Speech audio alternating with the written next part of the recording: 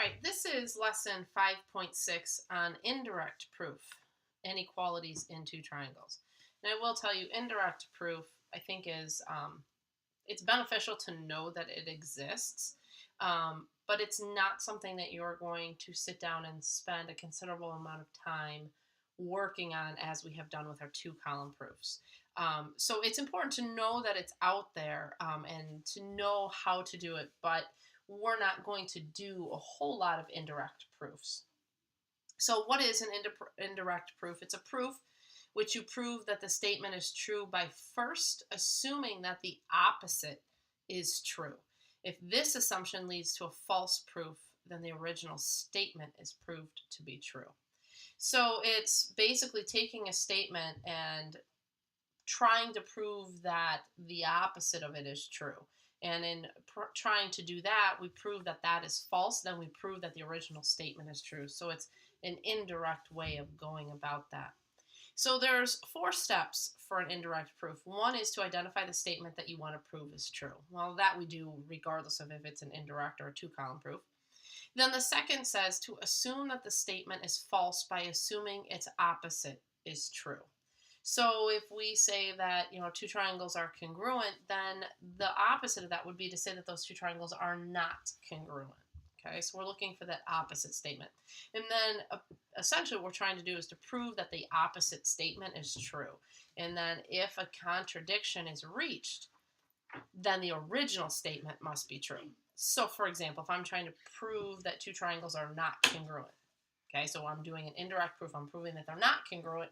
And in doing that, I prove that all the sides are congruent. So I prove that they are congruent by side, side, side. Then the contradiction it proves that the original statement must be true. So if I prove a contradiction to my second statement, then it proves that the original is true. It's a pretty complicated and kind of backwards way, I guess. And like I said, we don't spend a whole lot of time doing it, but I want you to know it exists. Okay. Then this next idea is called the hinge theorem, and this tends to throw some people off as well. And so the hinge theorem says that if two sides of a triangle are congruent to two sides of another triangle, and the included angle of the first is larger than the included angle of the second, then the third side of the first is longer than the third side of the second. That's really confusing to think about. So let's look at this example here. So here I have this segment over here is congruent to this segment, and this bottom base is congruent to this bottom base. So I have sides congruent to each other, okay? So side, side, and this side, and this side. But then if I look, this angle is 120 degrees, this angle is 60 degrees, and if you think back to what we talked about with our last section where we had the smallest angle, the shortest side was opposite of that. If we look at this, we have a 120 degree angle and we have a 60 degree angle. Well, this side has to be smaller than this side because the 60 degree angle is less than the 120 degree angle. But that only works if the other two sides of the triangle are congruent to each other.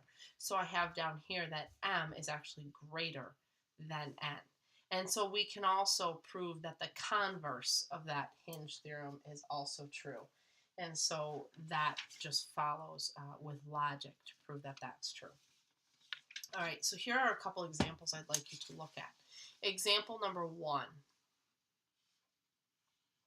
If I have that AC is congruent to DF and CB is congruent to FE, okay?